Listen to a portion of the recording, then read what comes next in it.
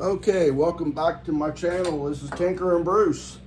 The last time I left you, we were messing with this chainsaw.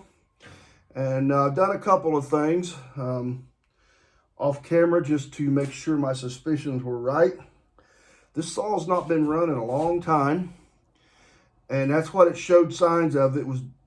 Remember I said it was gummy up here around the spark plug. And so what I did, I put some ether down inside the cylinder wall, took the plug out, and it spun over real easy just to wash it down a little bit. I give it a couple of tugs, and it pulled right off. And this is what we got. I'm going to set this around.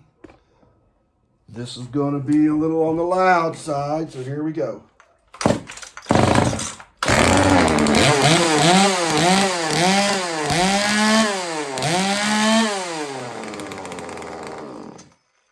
So she lives.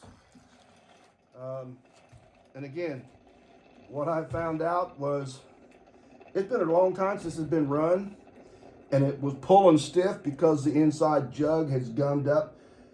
And when I say that, what I mean is even the fuel you buy in the cans, the real good fuel, supposedly, if it sets for a period of time, the gasoline will evaporate. And when it does, it leaves a real gummy, oily film, and it just makes it stiff and tough to pull. So I washed that out just by spraying through the spark plug hole, pull it 2 or 3 times, and it started turning over real easy. Put the plug back in, the wire back on. The reason I took the muffler off is because I have seen so many times where people will go buy a saw and they'll put straight gas in it, not on purpose, but just accidentally.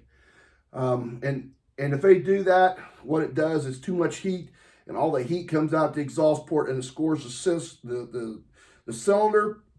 It'll score the piston and the ring, weld everything together, and the saw's toast. It's junk. And I seen that this one wasn't, so I did what I did. And I don't know if anybody ever watches Pterodactyl or not. He's a small engine repair shop, lawnmower shop, I believe, here somewhere in the state of Indiana. But he's a basket case. It lives. That's his saying.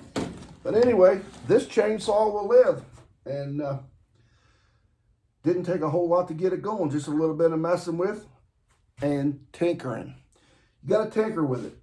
Figure out what's wrong and go from there.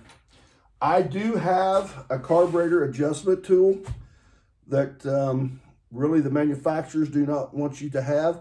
In fact, I've got a whole set of them. I set off and got these through Amazon a long time ago. These carburetors are set up, they don't want you adjusting them because of emissions. But the trouble with these little saws, these little carburetors, is that the ports are so small, it doesn't take anything to plug them up. Especially this gas you buy today. This rotten 87 octane with the ethanol in it is very destructive on these. It will tear a carburetor up. If you leave it set in there over winter, you'd be lucky if you get it started. It leaves residues inside. There are one-way valves in here that they will hang up, and they just won't run. If you're going to use one of these chainsaws, I suggest everybody put the best octane gas you can buy, mix it with a good 2-stroke oil. I'm going to recommend Stihl or Echo because that's what I've been around, and I know it works. And get a synthetic oil, and that allows the cylinder and the piston to run cooler. But simply put that good high octane gas in it, 92, 93 octane, mix it 50-1 with a good Stihl or Echo oil, and you won't have any trouble. But what I do recommend, when you get done using them, drain the gas tanks dry, start it, and run the carburetor dry. That way it's all out of there, and you won't have this problem. What this person had done had probably shut it down, and it just, because when you shut the switch off, you're still sucking raw fuel into the piston because all you've done is killed the spark. Everything is working to pull fuel into the carburetor, and it probably got into the piston and in the sleeve, and that's probably what caused the problem. So anyway, we got it going, and this customer will be happy. So again, if you like what you see, like and subscribe, and make some comments if you wish. So we'll catch y'all down the road.